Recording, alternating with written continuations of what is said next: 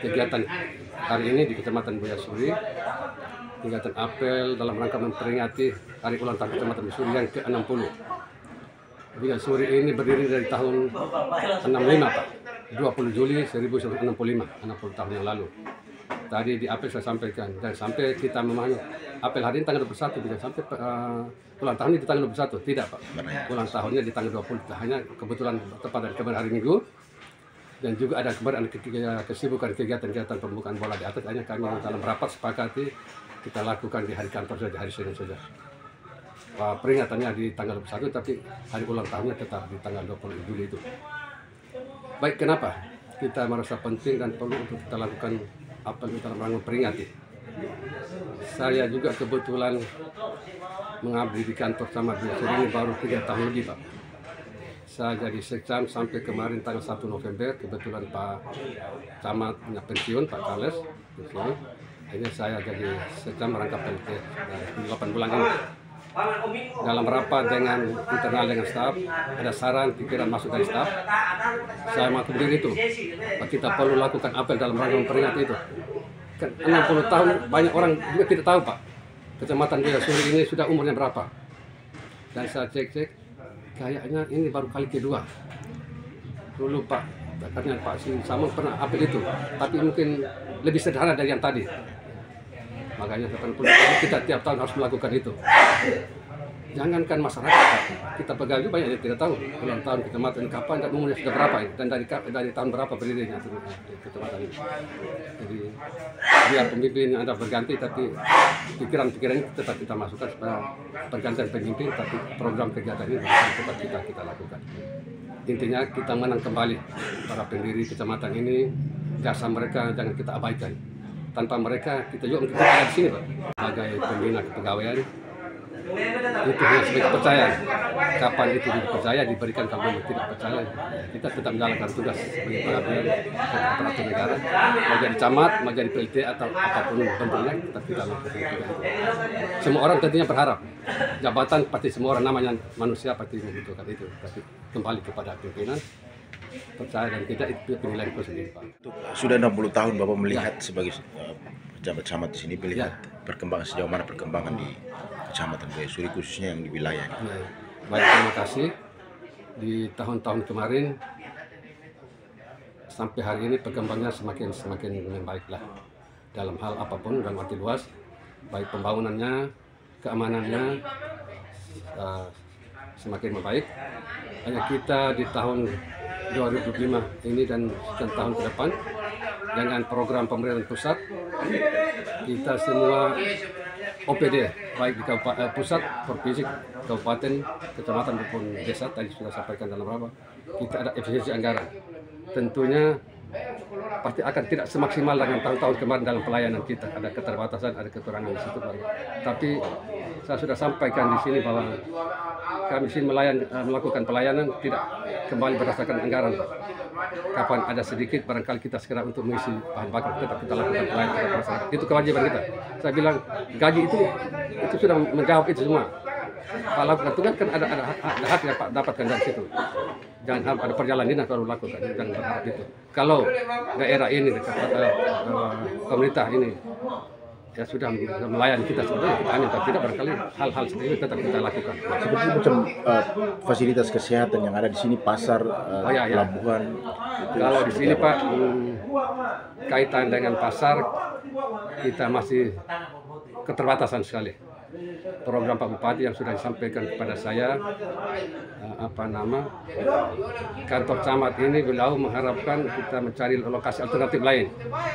Dan catatan, kantor camat kita bangunnya bukan di tempat ini, dan tempat ini akan dilakukan perluasan pengembangan pasar. Di lokasi ini akan beliau punya rencana pengembangan pasar. Dan itu sangat menunjang ekonomi kita, Pak. Kita sangat mengharapkan itu.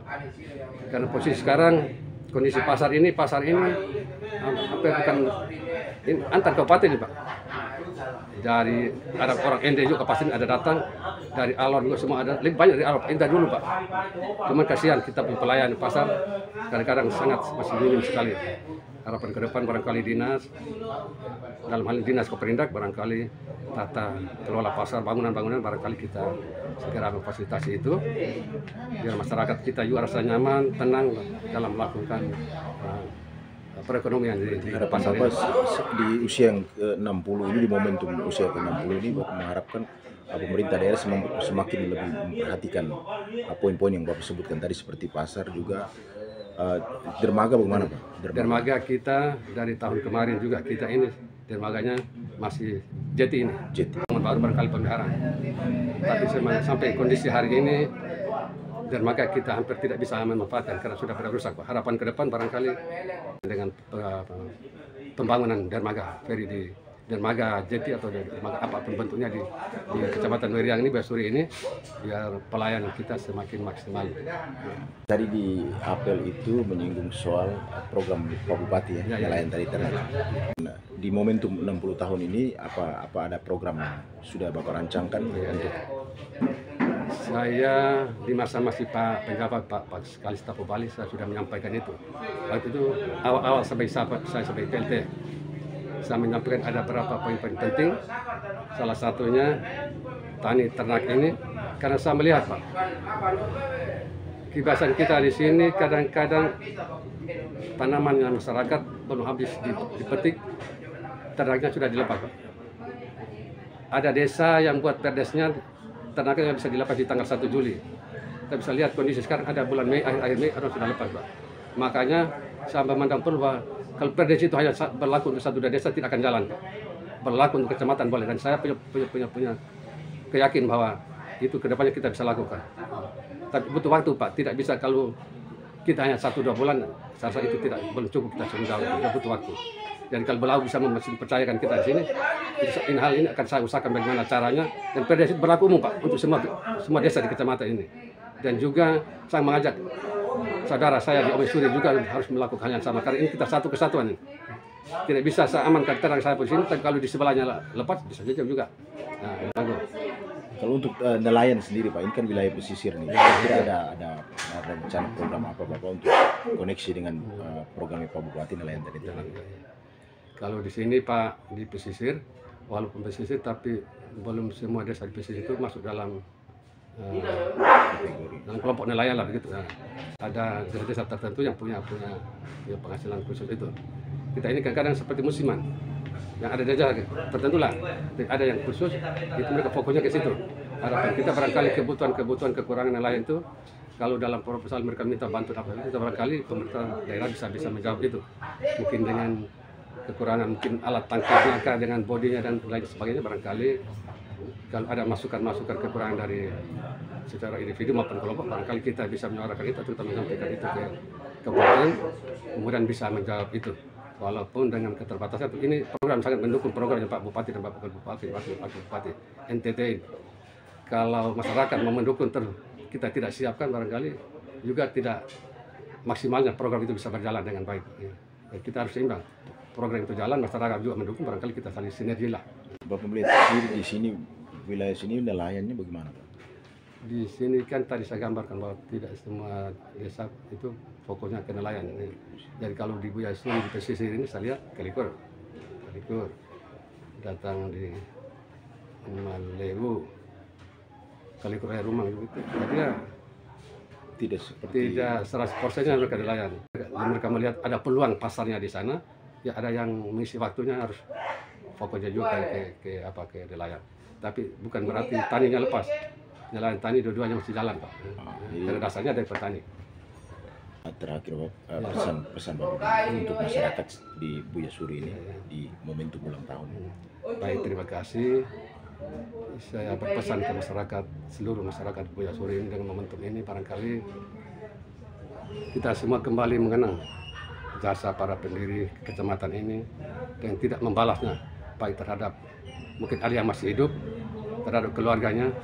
Itu tidak kita lakukan sampai jauh itu, barangkali kita mendoakan mudah-mudahan mungkin ada yang sudah mendahului kita ataupun keluarga yang masih ada, mudah-mudahan Allah bisa memberikan rezeki kesehatan dan umur panjang dan perjalanan kita ke depan bisa sama-sama barengan lah dalam membangun dan memajukan Kecamatan Buyasuri ke depan. Harapan saya bahwa siapapun pergantian pemimpin di sini, barangkali ini kita tidak bisa kesampingkan lagi. Kita sudah memulai, barangkali kita jalankan teruslah rencana ini. Ini bulan ulang tahun kecamatan, bulan dapat ulang tahun RI. Jadi kita tiap tahun di kecamatan barangkali 2 hal ini tetap kita lakukan. Ini terus terang Pak, saya lihat di anggaran, dokumen anggaran tidak ada teranggarkan di sana. Tapi siapa yang niat, bagaimana kita tetap lakukan itu, kita mulailah. Barangkali tahun-tahun berikut kita bisa menganggarkan anggaran khusus untuk ini, barangkali bisa kita siapkan lebih matang lah. Tadi dengan keterbatasan anggaran dan juga perdana barangkali kondisi tadi seperti itu dulu. Ya, kedepannya barangkali kita sesuaikan. Momentum perayaan perdana baru kali ini Pak Camat, Pak selaku PLT Camat Buya Suri, sehingga barangkali kami selaku pihak desa yang berada di bawah naungan Kecamatan Buya Suri mengharapkan kedepannya berkaitan dengan pemerataan pembangunan yang ada di wilayah Kecamatan Buya Suri ini, lebihnya di daerah bagian timur, yaitu mulai dari Kalikorel sampai dengan Tobotani. Itu yang kami sangat prihatin itu hanya jalan, sehingga dengan adanya kegiatan otonomi ini menjadi bisa perhatian daerah juga, minimal wilayah-wilayah yang berkaitan dengan sumber pertanian yang begitu besar, sehingga barangkali berkaitan dengan akses itu yang perlu disikapi oleh pemerintah daerah dan pemerintah kecamatan, dan hal ini berkaitan dengan jalan, dan itu menjadi PR besar untuk pemerintah daerah dan kecamatan untuk bagaimana bisa menindaklanjuti, termasuk DPRD Kabupaten Lembata yang khususnya mereka yang 8 orang yang keterwakilan dari Dapil 3 Lembata. Kaitan dengan tani ternak ini, lokus kita berada di daerah hamparan bagian timur ini, yaitu berkaitan dengan garam, termasuk ternak juga. Ada beberapa wilayah 3 desa ini yang menjadi fokus visi misi Pak Bupati, yaitu nelayan tani ternak itu. Tapi 3 desa itu fokus pada ternak dan garam. Dan itu harapan kami bahwa mudah-mudahan program itu tetap berjalan sesuai dengan visi misi Pak Bupati dan menjadi kebersamaan kita selaku masyarakat yang ada di tingkat bawah, dan kami selaku kepala desa tetap mendukung apa yang menjadi kegiatan prioritas dan menjadi visi misi Pak Bupati. Kemudian sejauh ini kesulitan apa saja yang dirasakan? Kesulitan yang kami rasakan itu berkaitan dengan yang pertama infrastruktur. Infrastruktur hari ini sangat parah sekali, mulai dari Kalikorel sampai dengan untuk menunjang program Pak Bupati tadi itu. Sehingga yang pertama itu jalan, yang kedua lampu. PLN ini hampir tiap hari selalu padam, dan itu barangkali menjadi persoalan yang ada di Buya Suri dan Omi berkaitan dengan PLN. Itu harapan kami. Terus untuk garam sendiri ada kesulitan untuk kendala? Untuk garam baru pertama kali untuk disurvei, sehingga tindak lanjutnya berkaitan hal teknis kami belum masuk pada hal itu. Tapi secara garis besar Pak Bupati sudah turun tinjau, dan mungkin pelaksanaannya yang kalau tidak 2025 tapi 2024. Untuk ternak? Untuk ternak, untuk wilayah 3 hamparan desa ini, mulai dari Royal Tobotani, kalau soal kambing dengan kuda terlalu banyak. Cuman selama ini akses kami ini yang untuk menjual keluar ini akses yang sangat terbatas. Kesulitan akses menjual keluar. Iya. Yang selama ini yang biasa datang ambil ternak masyarakat itu hanya dari Makassar saja. Melalui pelabuhan? Melalui pelabuhan Balur. Dijual per utuh begitu, daging belum? Tidak, daging dijual per ekor gitu ya? Iya. Per ekor dengan harga paling tinggi ada yang 1 juta, ada yang 1,5, dan itu sangat membantu sekali. Kalau untuk seperti macam dari dinas peternakan sendiri, macam penyuluhan atau ada suntikan? Sampai ini dari dinas sudah lakukan penyuluhan. Merasa cukup mereka punya perhatian dari dinas pertanian berkaitan dengan 3 wilayah tadi. Sangat luar biasa dari dinas. Terus yang terakhir barangkali pelabuhan yang sudah diusulkan dari pihak kabupaten mengulangi itu terjauh, sehingga akses dari lokasi pelabuhannya ada di Hadingmanuk. Mulai dari akses persoalan tanahnya sudah dihibahkan semua, sudah net semua, tinggal hanya tunggu program dari atas. Dan harapan itu menjadi akses untuk ternak ini, bahkan kami bisa menjual keluar daerah, salah satu pelabuhan tadi itu menjadi harapan kami.